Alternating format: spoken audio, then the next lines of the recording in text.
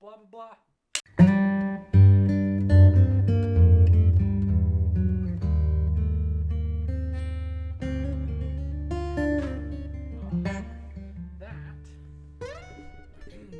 That is the very first time that I've ever actually used that. So, yes. Oh, yes. 1 second. There we are. I've got my sock on now. So now my plosives won't pop as much. I feel like the light's a little strong coming off this side. A bit more. Oh, you know what? 1 second. I know what will pull this all off. Thank you, everybody, for staying with me. I'm just gonna edit this part out. I brought lights, if you'll believe it. Don't need a diffuser. Need a warm. Maybe a bit of a diffuser. Still very excited. Did I get like the one that doesn't have any battery in it? Oh no, there you are. There she blows. Yeah. Alright, now we're just gonna start this video off the best way that I know how, which is being a bumbling fucking idiot. Have you guys ever like been just perusing the internet and you find some dumb shit that you have to buy that like it may not make sense to anybody, but it kind of does to you? I definitely kind of sort of did that with a 1941 Royal Arrow Typewriter. Right now I have a pretty cruddy little short story that if you peeped it, cool. I guess it's crappy, so be wary. But I picked this dude up off of eBay for a grand total of $96. Plus shipping and handling, it was under $130 is what I spent on this.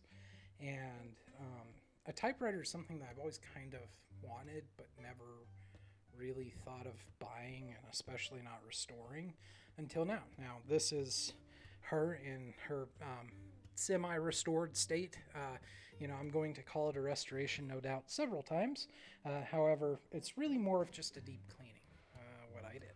I did a lot of disassembling of like the shell and the case, and a lot of dusting,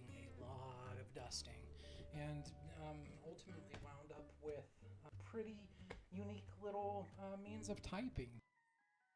And with that, guys, we'll go ahead and just kind of jump on into this. Just a pretty basic setup here for cleaning this thing. Basic paper towels, IPA that you can find just at the hardware store. Basic iFixit kit off of Amazon. It cost me like $50 back in the day. And then some lubricating oil. There are some caveats to that a little bit later on that we'll kind of go into, but outside of that, just some organizational stuff. The muffin tin, the tape, and the pins, all for labeling and marking and keeping track of any small bits, pieces, screws, nuts, things of that sort. Pretty basic. Okay, so here I am just sort of beginning to, get things disassembled. Here I am marking out on tape for my muffin tin, here.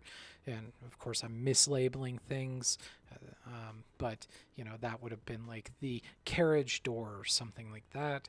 This shot's a bit out of focus. That's my bad.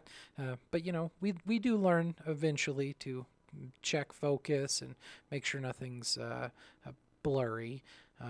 I should mention I actually brought this entire setup out into my living room, so it wasn't in the no cat room. Of course, it actually ended up being very much in the cat room, and I believe Merlin, my little assistant, does come to help me eventually. And hey, just like that, we're back into focus. Now, at this point, I'm kind of toying with the idea of maybe giving up on completely dismantling the carriage.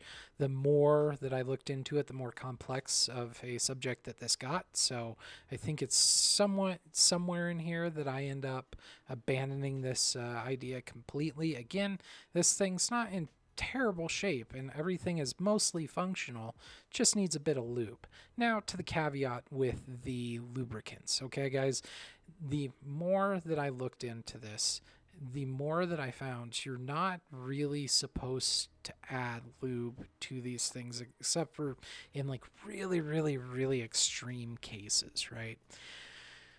That being said, I went ahead and I did it anyway. The reason why you're not really supposed to is because it gathers dust, it gathers grime and dirt, and that's true. Lubricating oils always have, and they always will gather those things. But you know, it's a risk I'm kind of wanting to take on this. I figure I can, you know, keep it relatively clean, you know, as long as I kind of pay attention to that. Here you can see me dismantling the outer shell of this bad boy, and she does come off eventually, but I know I had to fight quite a bit. It's expected, you know, these tolerances, you know, they are something else. This thing is really just a, you know, engineering marvel in my eyes. Humans are really, really inventive when we want to be. All that being said, you can see me just kind of going over the dust, you know, dusting it, paintbrushing it out, you know, using, you know, compressed air as best as I can. Really just kind of enjoying, just enjoying taking this thing apart, honestly.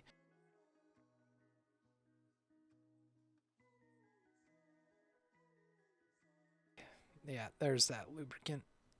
Again, a lot of people really warn you against lubricating it up, but I just kind of went for it. I didn't go insane or anything, but you can see, and it actually cleared up quite a few issues for me, so glad I did personally, but don't take this as gospel, please.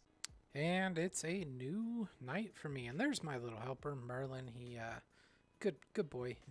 Showing off my lubricating oil. Just finished talking about that. Pretty much done preaching that. The one thing I do wish I had done, I wish I had like a wire brush or something to really get down into the keys that punch up into the ribbon and the paper and everything like that. There I was with my pliers just bending the roller bar back into place. It had this really bad issue where it was sticking, and a little bit of bending from those pliers combined with a little bit of lubricant really, really cleared it up. Glad I got those smudges taken care of, and here you can kind of see I'm playing with that same contraption. Now, lubricating oil also fixed the magic margins, and here I'm just kind of showing off how dirty it is. Really just taking the isopropyl alcohol to town on this shell. There's kind of like some rat's nest kind of material inside of this thing, which was just disgusting, but I grew up on a ranch, so yeah, nothing abnormal for me. You know, honestly, this entire experience was pretty relaxing. Here I am, I'm taking off some old adhesive. But my point is it was really cathartic to just tear apart this old technology and really sit down and enjoy some, you know, some TV. I showed that piece I'm not scrubbing on super hard, and I actually threw that felt away. I'm going to have to get some more, but again, it had that rat's nest deal in it. Here I am, I'm actually unribboning the spools. I guess that's what you would call it. I'm keeping the original ribbon just because I think it could make some really interesting macro footage. One of these days I want to sit down and kind of do that. But for now, we, at least until a week ago, we're waiting on new ribbon to get here, and I put the new ribbon in the old metal spools. Here we get to see how I'm trying to work this case on, and I do genuinely just try walking it on, and it worked out pretty well for me. A little bit of binding here and there, but you can see I work around it pretty easily. You know, not to brag, but those aircraft mechanic skills coming in handy working with these small, really flexible metals. That's kind of really about it. The rest of the assembly, you know, it goes pretty smoothly. I have no complaints about this. I did reach out to the original owners. If this was something that was sentimental, maybe their grandparents or their parents used it on the daily. Maybe they would like it back. This was where I discovered that cats actually gag at the sound that typewriters make, which is fairly interesting. But I digress. I did reach out to the original owners. They said it wasn't sentimental. I was actually planning on just kind of returning it free of charge. Like, here you go. Not ask for my money back or anything, because the experience alone really was eye-opening. I went from, in the beginning, thinking that these machines were very simple, to realizing the complexity that actually really hides within old technology. And every time I get to witness that, it's always kind of a fun little experience. Anyways, I mean, we're pretty much reassembled at this point. I have a few more small things, but I think we can kind of cut to some B-roll of the finished product.